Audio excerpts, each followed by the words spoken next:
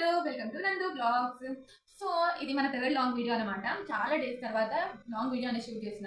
ఈ video shoot చేయడానికి కూడా ఒక రీజన్ అనేది ఉంది. ఇంకా 2 డేస్లో 10th పబ్లిక్ ఎగ్జామ్ అనేది స్టార్ట్ అవ్వబోతున్నాయి. సో నా లైఫ్లో 10thలో ఒక సిచ్యువేషన్ జరిగింది. అది మీతో షేర్ చేసుకుంటే మీకు యూస్ఫుల్ అవుతుందని నా ఫీల్ అనమాట. పక్కా యూస్ఫుల్ అవుతుంది. ఇదేదో మిమ్మల్ని భయపెట్టడానికి అయితే కాదు, నా లైఫ్లో అయినది సిచ్యువేషన్ మీతో షేర్ చేసుకుంటున్నాను. సో నేను 10th అనేది హాస్టల్లోనే చదువుకున్నాను అనమాట. సో ఇంకేంటి, మనకు పబ్లిక్ ఎగ్జామ్స్ అంటే చాలా భయపడతాం అందరం. ఎందుకంటే ఫస్ట్ టైం మనం బయటికి వెళ్ళి ఎగ్జామ్స్ రాస్తామన్నమాట. సో ఫస్ట్ స్టెప్ అనేది అదే ఉంటుంది మనది. సో మీరందరూ కూడా అలాగే భయపడుతున్నారు. నేను కూడా మీలానే అప్పట్లో అలాగే భయపడ్డా. ఓకే, భయపడాల్సిన అవసరం లేదు, మంచిగా చదువుకొని మంచిగా వెళ్ళండి. సో నేను ఫేస్ చేసిన సిచ్యువేషన్ ఏంటి అంటే, ఇంకా పబ్లిక్ ఎగ్జామ్స్ టైం వచ్చేసింది. ఇంకా నేను హాస్టల్లో ఉంటాను కాబట్టి ఒక్కొక్క సెంటర్ పడుతుంది కదా. ఒక్కొక్క సెంటర్కి ఒక్కొక్క వాళ్ళు వస్తారు. ఓకే, హిందీ ఎగ్జామ్ మంచిగా రాస్తా, తెలుగు ఎగ్జామ్ మంచిగా రాస్తా, అన్ని మంచిగా రాసిన. ఇదైతే టైంలో ఫిజిక్స్ ఇంకా బయో ఎగ్జామ్ ఉంటుంది కదా. అది మాకు అప్పట్లో ఏంటంటే రెండు ఒకే రోజు ఉండేవి ఎగ్జామ్స్, 1.5 అవర్. ఇప్పట్లో ఏంటంటే చేంజ్ చేశారు, physics 1 day, bio 1 day. So అలా అప్పట్లో మాకు ఒకటే రోజు ఉండేది. నేను బాగా ప్రిపేర్ అయ్యా, ఫిజిక్స్ ఇంకా బయో మంచిగా ప్రిపేర్ అయ్యా. ఇంకా ఏమంటారు, నా సెంటర్కి వెళ్ళిపోయాము, మంచిగా ఉన్నాము. ఇంకా ఏంటంటే నా పక్కన ఒక అబ్బాయి పడ్డాడు అనమాట. అయితే నేను ఫస్ట్ నుంచి హిందీ, తెలుగు, ఇంగ్లీష్, మ్యాథ్స్ అబ్బాయికి అన్నీ చూపించాను. అబ్బాయి కొంచెం డల్లర్ అనుకోండి, అబ్బాయికి అన్నీ చూపించాను, కొంచెం పాస్ అయ్యే వరకు చూపించాను. కానీ ఫిజిక్స్ ఇంకా బయో ఎగ్జామ్ రోజు మా ఇన్విజిలేషన్ ఏమన్నారంటే, ఆ రోజు స్క్వాడ్స్ ఇస్తారు, మీరు ఒకరికొకరు చూపించుకుంటే మళ్ళీ మీరే రిస్క్లో ఉంటారు అని చెప్పారు. సో నేను ఓకే, ఇప్పుడైతే ఏం చూపించాను అనే కాన్సెప్ట్ అయితే నేను ఏం చూపించలేను. సో మాకు ఏంటంటే ఆ టైంలో ఇద్దరు ఇన్విజిలేషన్ రిపీట్ అయ్యారనమాట. ఓకే, ఫస్ట్ డే సార్ వచ్చారనుకో, సెకండ్ డే మ్యామ్, మళ్ళీ థర్డ్ డే అట్లా 2 మెంబర్స్ ఇన్విజిలేషన్ వాళ్ళే రిపీట్ అయ్యారు మా క్లాస్కి. అంటే అప్పట్లో మా క్లాసెస్ కూడా ఏం చేంజ్ అవ్వాలి, ప్లేసెస్ కూడా ఏం చేంజ్ అవ్వాలి. నాది ఫస్ట్ బెంచ్, నా పక్కన అబ్బాయి, నా పక్కనేమో అబ్బాయి కూడా హాస్టలే. మాది బ్రాంచ్ అనుకోండి, వాళ్ళు వేరే బ్రాంచ్, ఇద్దరు సేమ్ బేస్డ్ హాస్టల్ అనమాట.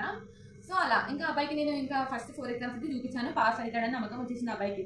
ఇంకా అబ్బాయి ఆ కాన్సెప్ట్ తోటి ఏం అంటే ప్రిపేర్ వచ్చింది, అదే ఆమె చూపిస్తుంది కదా నేను ఎందుకు చదువుకోవాలి అనే కాన్సెప్ట్ తోటి ఆయన ప్రిపేర్ అవ్వకుండా వచ్చిండు, నా పైన డిపెండ్ అయ్యి వచ్చిండు. ఓకే, ఆ రోజు మార్నింగ్ వచ్చాక మాకు మ్యామ్ ఇన్విజిలేషన్ అనమాట. ఆ రోజు అయితే మ్యామ్ చెప్పింది, వాళ్ళ స్క్వాడ్స్ ఇస్తారు, ఒకరికొకరు చూపించుకుంటే రిస్క్లో మీరే పడతారు, ఫస్ట్ బెంచ్ బీ కేర్ఫుల్, ఆయన ఉంటుంది దాంట్లో చూసి రాస్తుందమ్మా, చూసి రాయకు ఇవాళ ఒక రోజు అని మ్యామ్ మంచిగా చెప్పింది. అప్పటికే నిన్నాను కదా అబ్బాయి. ఇంకా ఫిజిక్స్ పేపర్ వచ్చింది, ఫస్ట్ ఫిజిక్స్ ఎగ్జామ్ ఉంటుంది కదా. సో పేపర్ వచ్చింది, నేను ఒక 5 minutes ఆ పేపర్ని రీడ్ చేశా. అది నాకు అన్ని ఆన్సర్స్ వచ్చు అనే హరిబరిలో నేను ఉన్నా. ఇంకా అదే స్టార్ట్ చేసేయాలి, టైం అంటే 1.5 hour కదా, టైం సరిపోదు, చాలా లెస్ టైం, అది మనకు సరిపోదు టైం అనేది. ఇంకా జల్లి రాసేసాలనే కాన్సెప్ట్తో నేను ఉన్నా. ఇంకేంటి, రాగానే త్వరగా ఫస్ట్ ఏమంటారు ఎక్స్పెరిమెంట్ స్టార్ట్ చేసాం. సో లెఫ్ట్ సైడ్ పేపర్ ఉంటుంది కదా, ఇక్కడ సైడ్. సో అప్పుడు మాకు ఎట్లా అంటే బుక్లెట్ ఇవ్వలేరు, ఇట్లా అడిషనల్స్ లాగా ఇచ్చారనమాట. సో ఇంకా నేను ఏం చేశానంటే ఒక పేపర్లో ఫస్ట్ పేపర్ మొత్తం రీడ్ చేసినాక ఆన్సర్స్ అనేది ఎక్స్పెరిమెంట్ అనేది స్టార్ట్ చేసిన. ఫస్ట్ ఎక్స్పెరిమెంట్ ఇంకా స్టార్ట్ చేసి ఆ పేపర్ అయ్యాక పక్కకు పెట్టాను అనమాట. కొంచెం ఇట్లా పక్కకు పక్కకంటే నాకు అనిపించదు, నేను అంత కాన్షియస్గా లేను. ఆయన చూసి రాస్తాడు అంటే ఇట్లా అంటే నాకు ఈ ఆన్సర్స్ వచ్చు కదా, డబ్బులు రాసి చాలా టైం కూడా ఉండదు అనే కాన్సెప్ట్ ఉన్నా. కానీ ఆయన చూస్తుండు, ఆయన రాస్తున్నా అనే కాన్సెప్ట్ అసలు లేను, ఆయనకు అసలు పట్టించుకోలేను. నేను వచ్చు నాకు అనేది ఇంకా రాసి ఇట్లా పెట్టేసిన. ఇంకొక దాంట్లోనేమో నేను డయాగ్రామ్ వేసిన. అయితే అప్పటికే అబ్బాయి నాకు తెలిసి ఆ డయాగ్రామ్ నేను 1 minute 2 minutes వేసాను అంతే. అయితే అప్పటికే అబ్బాయి అబ్బాయికి ఐ రీడింగ్ అనేది చాలా ఉంది.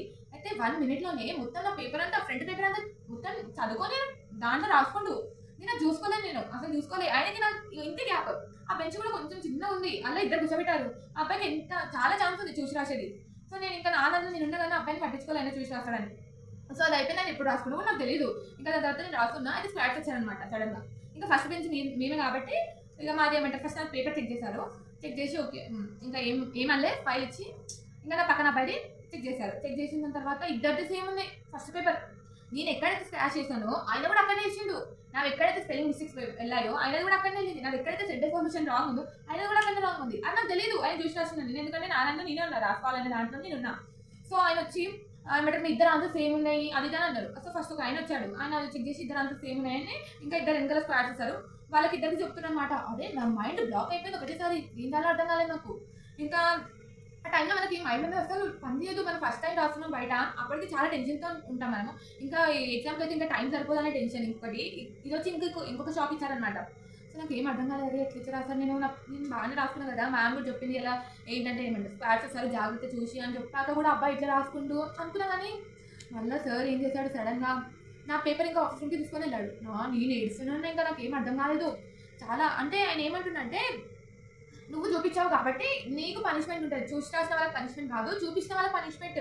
అదే నేను చూపించలేను, ఓకే నేను చూపిస్తాను ఒప్పుకుంటున్నా, నేను చూపించలేను, నేను ఏం చేయలేను, నేనేదో పనిష్మెంట్ తీసుకోవాలని నేను అంటున్నా.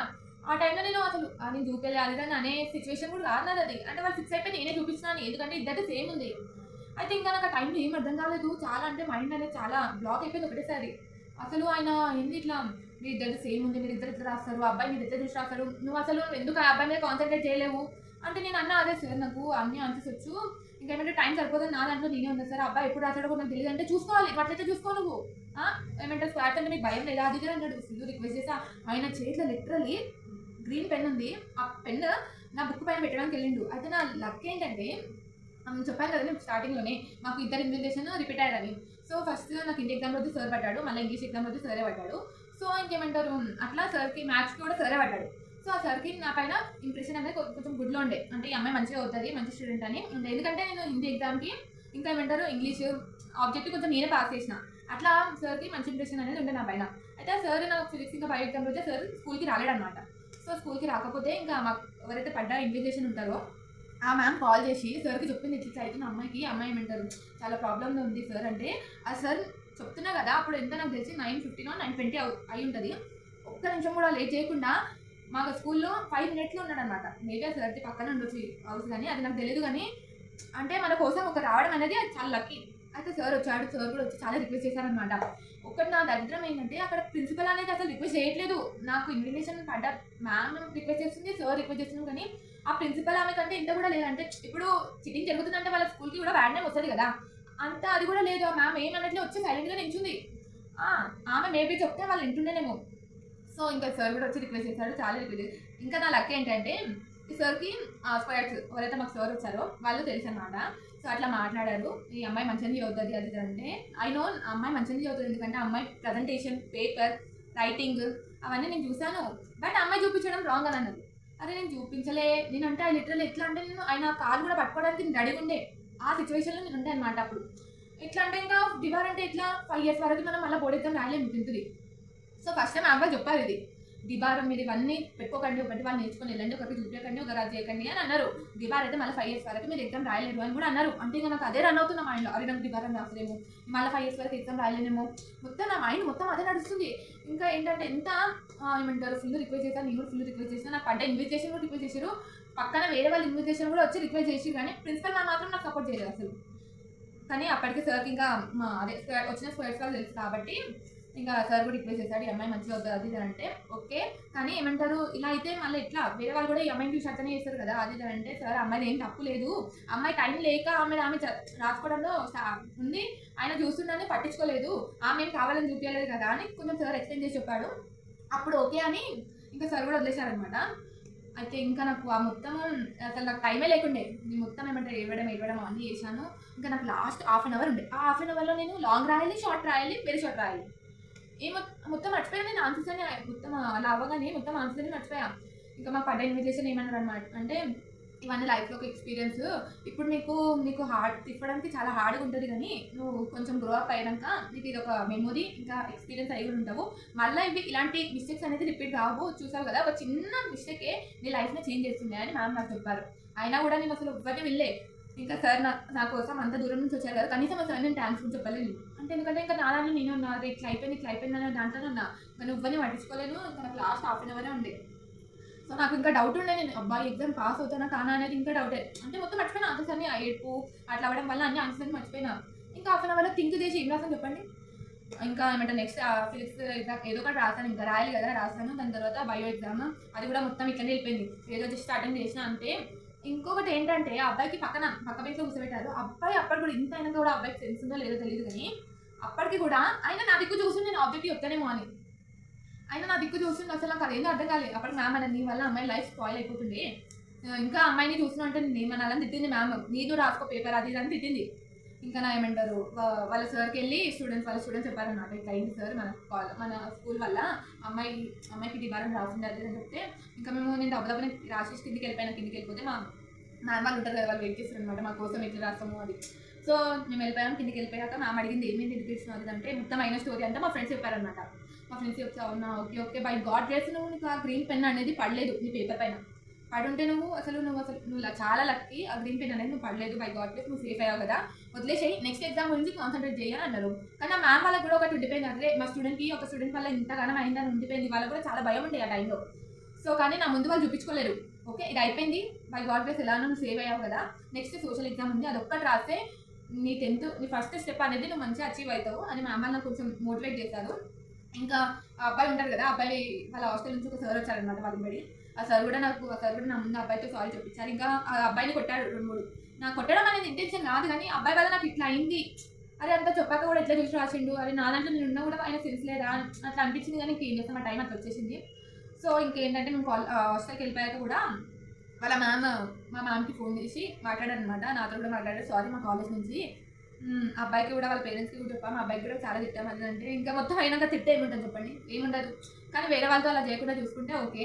ఇంకా దాని తర్వాత అంతా ఇంకా నెక్స్ట్ సోషల్ ఎగ్జామ్. నా లక్ ఏంటంటే ఇంకా నెక్స్ట్ సోషల్ జనరల్ ఎగ్జామ్ అనమాట. అంటే మనం ఓన్గా కూడా రాయొచ్చు. నేను ఇంకా ఆ రోజు మొత్తం ఏం చదవలేదు, స్టడీ వైస్లో కూడా ఏం చదవలేదు, ఏం చేయలేను అసలు. ఇంకా అదే ఉండిపోయింది. మా మ్యామ్ వాళ్ళు చాలా మోటివేట్ చేశారు నాకు ఆ రోజు. ఏం కాదు, ఎంత ఎగ్జామ్ రాసినాకో నువ్వు మంచి రిజల్ట్స్ వస్తాయి నీకు అంటే. నా టార్గెట్ ఏంటంటే 9.5 రావడం నా టార్గెట్. దాని ఒక్క దాని వల్ల నాకు అంటే నేను రాసాను, ఏదో ఒకటి రాసాను, కానీ అన్ని ఎగ్జామ్స్లో మంచిగా వస్తాయని తెలుసు. ఈ ఫిజిక్స్ బయోలోనే ఫెయిల్ అయితేనేమో అని ఒక ఇంటెన్షన్ పడిపోయింది ఇంకా మొత్తం ఎగ్జామ్స్ రాశాక. బట్ మంచిగా అంటే ఇంకా సిచ్యువేషన్ బట్టి నాకు 7 పాయింట్స్ వచ్చాయి. ఓన్లీ ఆ ఫిజిక్స్ ఇంకా బయో ఎగ్జామ్ 2 కలిపేస్తారు కదా. సో నాకు అప్పుడు 7 పాయింట్స్ వచ్చాయి. నా టార్గెట్ని నేను రీచ్ అవ్వలేకపోయినా. దానివల్ల ఒక అబ్బాయి వల్ల నా లైఫ్ అంటే నేను అనుకున్నది నేను రీచ్ అవ్వలేకపోయినా ఓకే, బట్ ఇది ఓకే. ఎందుకంటే నేను సేవ్ అయ్యాను అనమాట.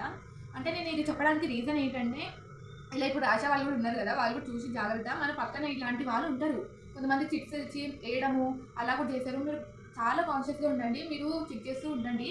వన్స్ మీ దగ్గర అది మీరు రాకపోయినా కూడా మీ దగ్గర ఉందనుకో, వాళ్ళు మీదే అని అంటారు. మనకు సేవ్ చేయడానికి ఎవ్వరు ఉండరు. ఇదే నేను చెప్పడం, అంటే మీకు ఏదైనా యూజ్ అవుతుంది అని నేను ఈ వీడియో తీస్తున్నాను అనమాట. ఇంకా 2 days 10th class board exams కదా, సెంటర్ లూజ్ పడ్డది, గవర్నమెంట్ స్కూల్స్ పడ్డాయి, అది కానీ మీరు ఆ ఇంటెన్షన్ అసలు పెట్టుకోకండి.